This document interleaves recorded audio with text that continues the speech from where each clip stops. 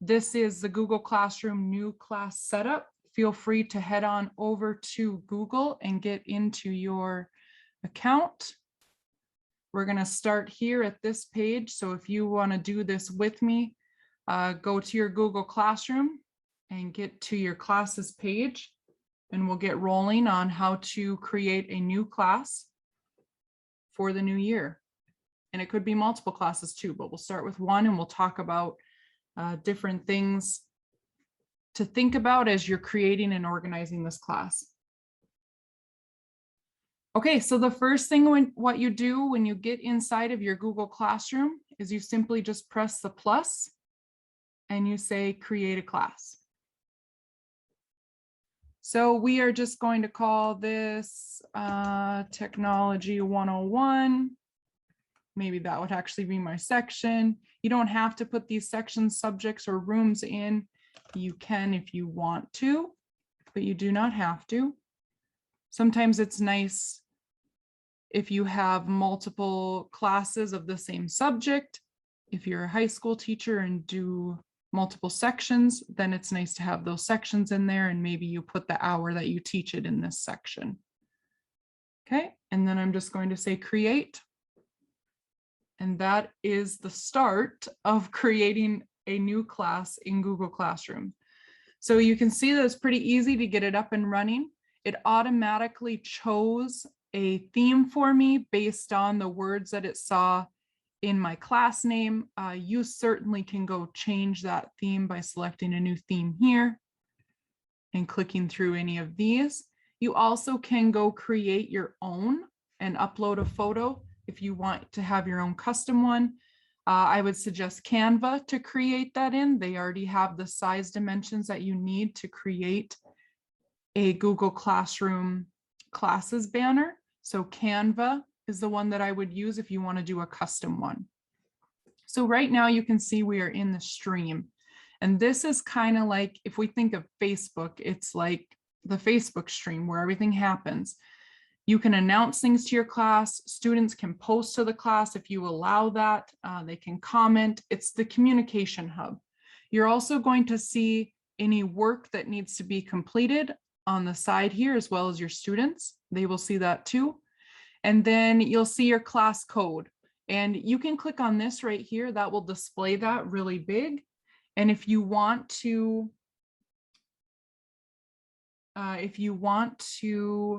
show that really big for your students to get connected with you, you only have to do that one time. You're going to click on that class code and they're just going to type that in. You also have the option to go to people and invite students yourself. So you can click on this and then you would do the Google Classroom account that they use. And you just type that email in, and then when they go to their classes, when they log in back here at classes, they would see your class come up and they would just have to accept that invite. So there's two ways. You can do it yourself, type all the emails in, which probably makes sense for elementary, or you just share that class code. And when students are back at classes, they just click the plus sign and say join a class and type in that code. So a couple ways to get your students in. Of course, they will need Google Classroom accounts, but prior to joining your class, prior to you giving them that code, and you'll work with your tech administrator on how to do that. The one below here, you will see generate meet link. For a brand new class, a meet link has not been created yet. So if you are going to use Google Meet, you can click on that and it will create a Google Meet link for your class. And then you also can decide if you want that visible to students right away or not. And my suggestion is if you are not live or planning to go live with your students, I would hide that. Just the safety aspect of they could go into a meet without you in there. And so I would just hide that until you're ready to actually use the Meet and make it available for your students. So I can save that. And now when I go to classwork, you don't see it there.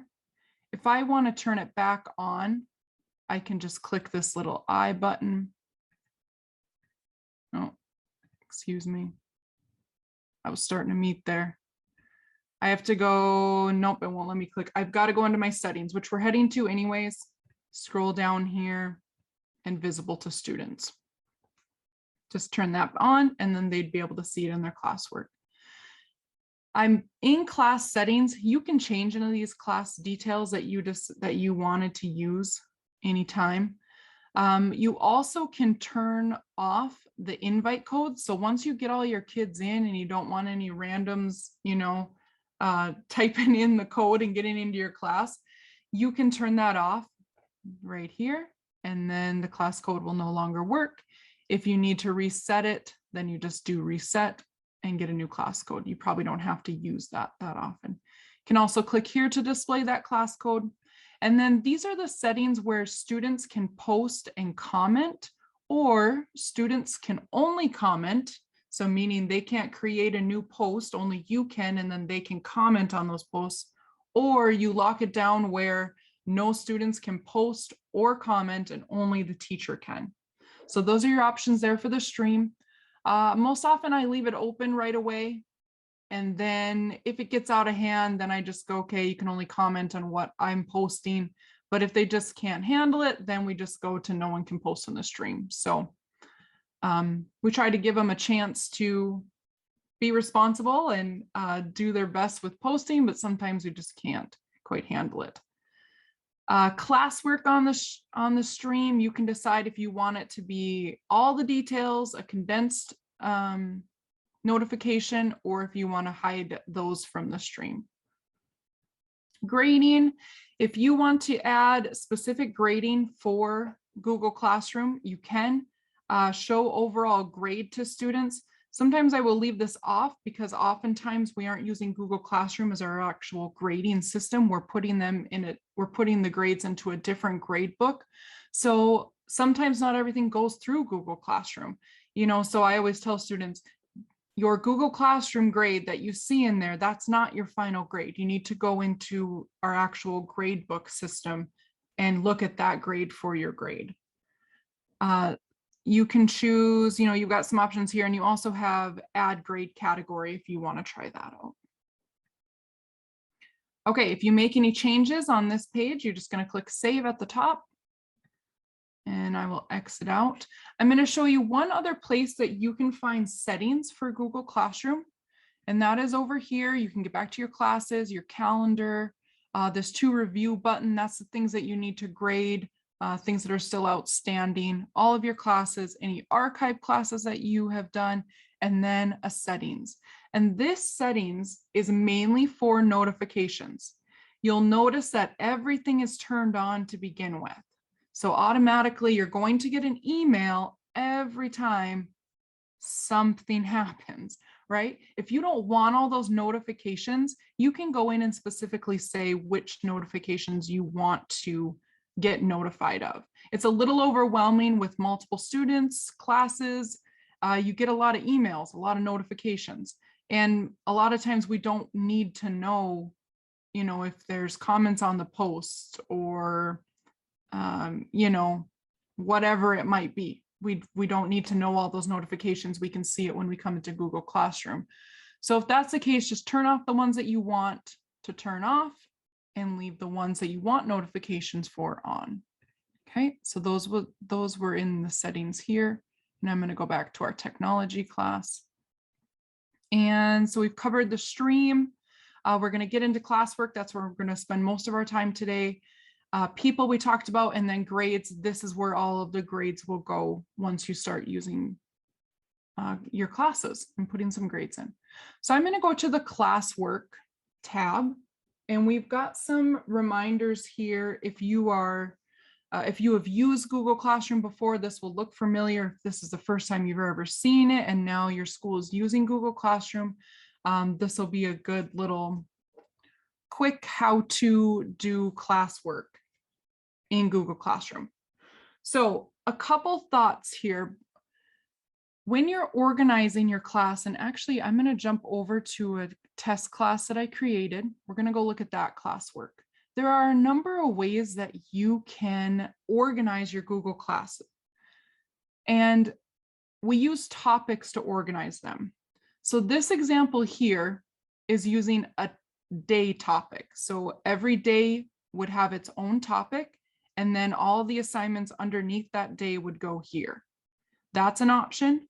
Now I'm showing you a bunch of different options. You wouldn't probably use all of these together, right? Here's a week of, and then each day I made sure that in the title of the assignment that I use the actual day that it was posted. And you'll notice I've got emojis here. I'll talk about those in a minute. Another option is you're an elementary classroom and you wanted to organize by subject.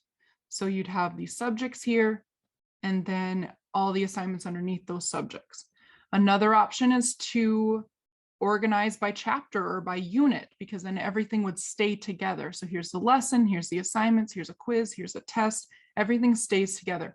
It is really up to you in how you organize your Google Classroom, but it also depends on how, you know, what you're teaching and how you want it organized. Are you an elementary teacher and you teach all the different subjects? And maybe you need to go day by day so students really can focus in on this is what I need to do today. Are you a high school teacher where you've got one subject, this class was made for just one subject, say accounting, and you can post something new every day and you don't need a new topic, you know, for every single day. You can use by weeks. That gets less cluttered.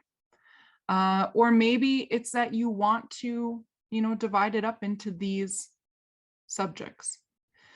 The units and the chapters, I like that one if it's progressive information. If students need to recall back to lessons, it keeps everything organized well there. But this can be really overwhelming if you have multiple subjects inside of this one Google class. So that brings us back to your classes. If you want just one class for everything, that's fine, but you also can do a math class, reading class, science class. You can do it like that, but then do know that the students have to go into each of those classes every time they need to go find an assignment versus just one hub of a class. So there's a number of ways that you can organize this. I kind of like the one class and then everything's organized here, depending upon how we want to put it, maybe by day, maybe by week of. I've got a little kind of cheat sheet that I'll share with you here. And I'll share this in the Teacher Tech Center so you have access to it too. So if you go by day, they can easily see what's assigned each day, but you are limited to 100 topics per class. So you may run out of topics. You could do week of, this is great for single classes, but it can be overwhelming again if you have those multiple subjects. By subjects, sometimes it's easier to refer to things where you're doing reading and then they know right where to go because it's under the reading heading and they're not having to sort through all of those different assignments. So sometimes that can be really helpful. And students, the con is that students have to look under multiple topics each day for all of their daily assignments. It's not obvious that this is what's due today. And then again, progressive work, but it may get confusing with those multiple topics. So I encourage the use of emojis when doing your topics. And for younger learners, showing them a picture instead of the word reading, you can say, find the books. That's our reading, you know, topic. That's our reading subject. So you can use emojis in your topics and in your assignments. And another way to use emojis, some people will color code assignments to help with student communication. So green, if they see a green dot, this means that we're still accepting that.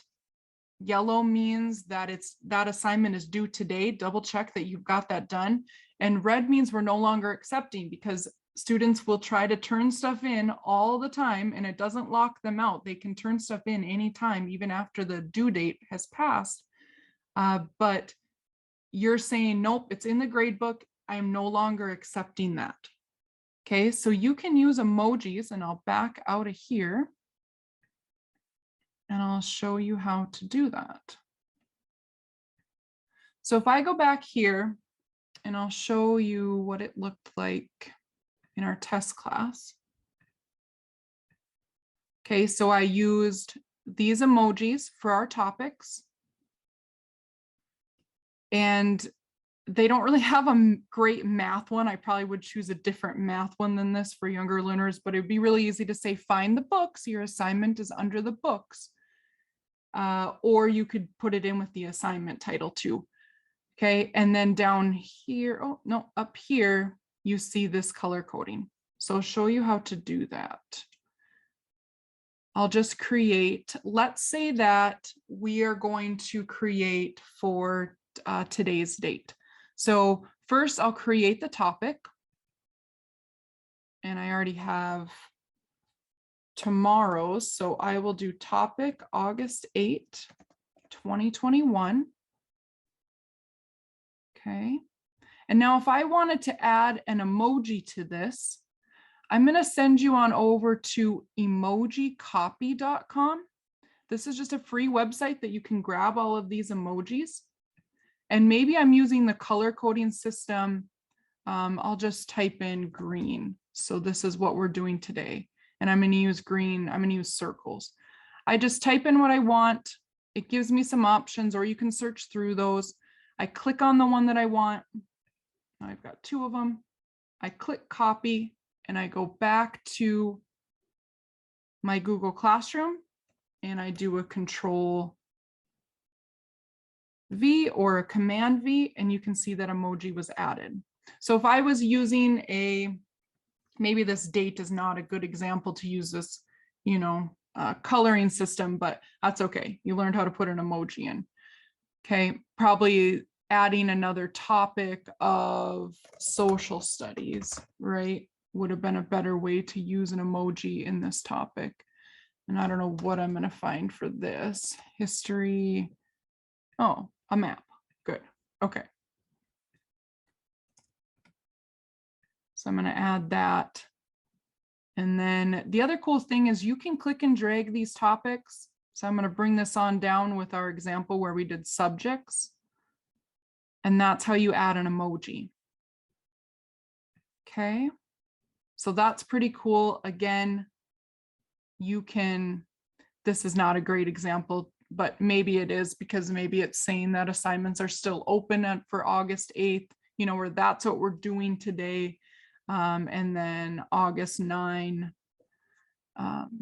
maybe it's a red circle. And if I wanted to edit this, I go back, maybe it's a red circle because I already have stuff out there, but I'm telling them don't start it yet. So maybe I red circle that one.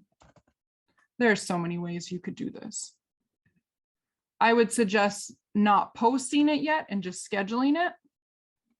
But you can see how color coding topics or color coding assignment titles, like we did here, can be helpful in the communication with students, especially those younger learners, but then also those older learners like, hey, no, we are not accepting this anymore. You cannot turn this in, right?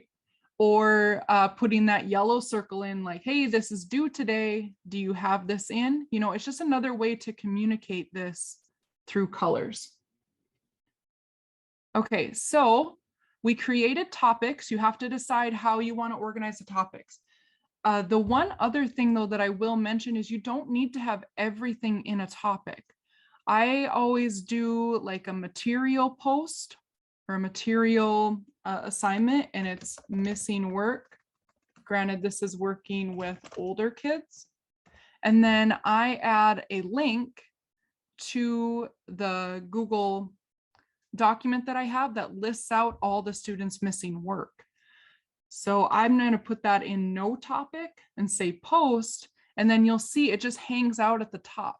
This is another way that you can, let's say that you use Epic all the time. That's not what I want. Get Epic, I bet it is. Okay, I'm going to copy that.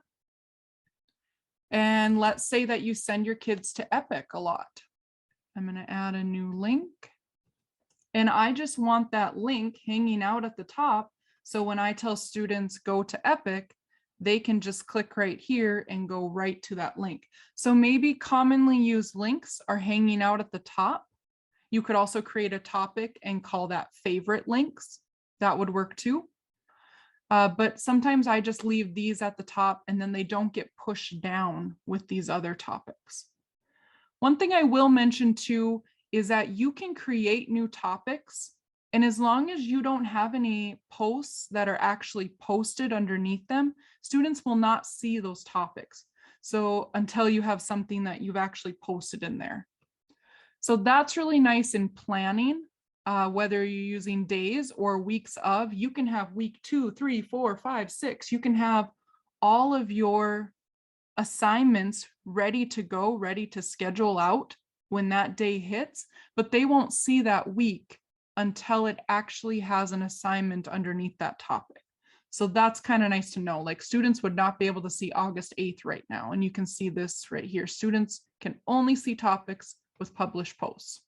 So I could go in and create an assignment, and that's what we'll do next. We'll put it under August 8th. It's just my test assignment. If you're using week of for your topics, then you probably would put August 8th, you know, to help them out. Get the random L out of there.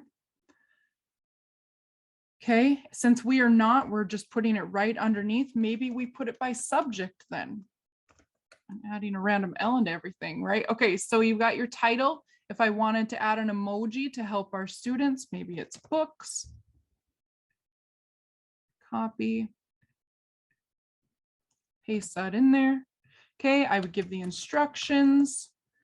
They also have added where you can bold, italicize, underline, and use a bulleted list, which is super helpful because it just helps them read those instructions a lot easier. This one here is just remove formatting. So if you get some formatting that you didn't want in there, maybe it's something bold, something italicized, you're like, no, this just isn't looking right. You can click remove formatting. It will take it out of there. So from here, you can add from your Google Drive a link, a file from your computer, or a YouTube video, or you can create something from Google. Okay. So I'll just say I'm going to do a brand new document. It's going to create a brand new document. It's going to bring me in, you know, and then I would create the assignment in here if that's what I'm doing. But I want to bring you back to here and remind you of how to share with your students with the assignments. There's 3 different options here. This is really important. So students can view the file. That means that they are only going to be able to see this document. They're not going to be able to edit it. And all students will be able to see it. No one can edit on it. Okay, so this is maybe like a rubric. This is maybe better instructions, further instructions on how to do it. This is not something you want them to edit. Students can edit the file. That would mean that students can come in here and everybody that has access to this document can edit it. So you're going to see Johnny typing in here, Claire typing in here, Sam typing in here, everybody collaborating in on one document, which is really cool and a lot of fun to do and great for group work. So sometimes I will use this and I won't assign it to all my students. I'll go in and specifically pick 3 students, 4 students, whatever, that are in a group and assign this specific one to that group. And then I'll go in and reuse the topic. I'll show you how to do that. And then select 3 more students. So they all get in on their group's collaborative document. Okay, and you would see all your students in here once they're in. The last one is make a copy for each student. So everybody is going to get their very own copy to edit. It's their very own work. No one else can jump in and edit on that document. So that's individual work. So it's really important that you pay attention to what this is. Just view the file, can't edit. Everybody's editing on one file, can edit the file, and then make a copy for each student. That is their very own work. Points, change that up, whatever you want it to be. It can be ungraded. add a due date, and add that topic. So I'm going to go and add it under August 8th. If you want to add a rubric, you can do that here. And then the next thing that we would do is we would assign it if we're ready for it to be live right now today. If I'm not ready for it to be live today, then I'm going to use my favorite button and schedule it to go live on August 8th at whatever the class time is. Say it's 3 p.m. right? So I can go in here and I can schedule that for 3 p.m. So I like to use that schedule button because I'm able to lesson plan really easily and everything just automatically flows and the lesson becomes available when I want it to become available.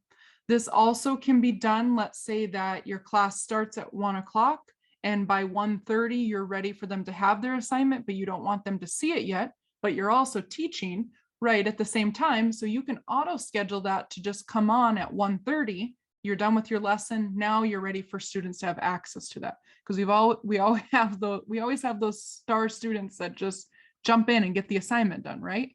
But then you're also in the middle of class teaching, and then you're like, oh, now I got to go send that assignment to Google.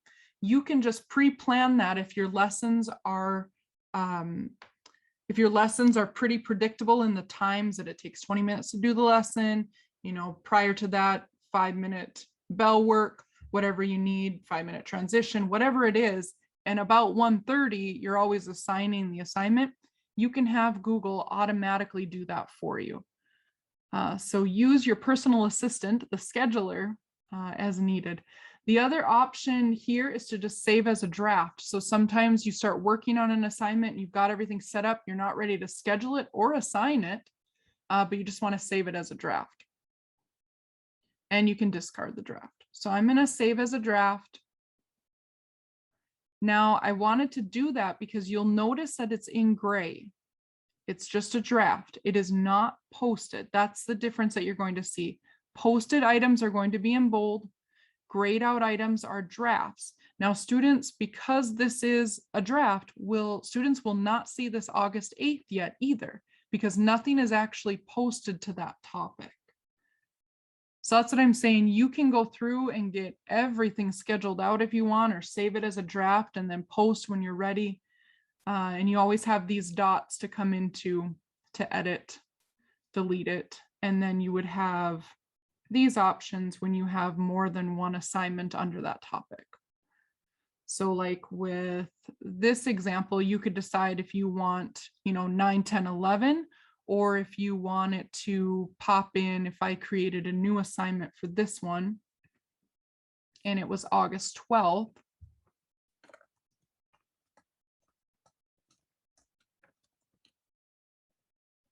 I'll show you where it pops in on your topic. I'm going to assign it right away. You'll see that it comes in on the top. So you can have it where it always, when you use a weak topic, the new assignment is always listed on top and the other ones get pushed down. That's up to you and how you want it to be ordered. But let's say I wanted it down here, just click and drag, no problem there. Okay, and then let's say I wanted August 13th, ready, but not assigned yet for students to see. I'm going to schedule it for August 13th at 8 a.m. Schedule. And the only problem I didn't do is I didn't add this to a topic, and that's okay. I can just simply click and drag and I'll bring it down to my week where it belongs. You'll notice here it's grayed out. Students cannot see it, but it is scheduled versus grayed out and a draft. Okay. Does that all make sense? That's a lot of information that we went over on how to create a new class in Google Classroom. I'm going to jump back to my classroom screen and make sure I hit all these. We created a new class. We organized our class using topics. And again, that's just your own personal preference on how you want to organize the topics. I gave you a lot of options. I would not use all of those options in one Google Classroom. Choose one and go with that. how to assign work to students. We talked about that, and why and how to add emojis to topics and classwork titles. You can see the power in adding these, for younger learners. You picking specific ones and sticking with those specific ones. I probably wouldn't do a lot of them all the time, right? Like if you're doing a Christmas activity, maybe you add the Christmas tree with it, and then you say, okay, find the Christmas tree, whatever it pertains to, right? Okay, so that was emojicopy.com. Do let me know if you ever have any questions. And if you want to get more monthly trainings like this, you certainly can join us in the Teacher Tech Center. If your school has access to it, you will be getting your logins really soon when I come and see your school for training, if we're doing that. If not, you'll receive them through email.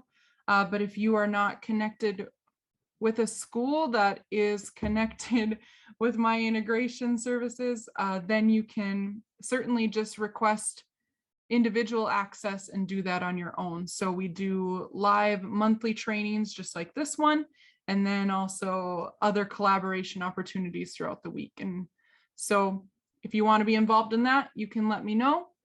If there are no other questions, don't see any more, then have a great day, have a great school year, and we will certainly see you soon.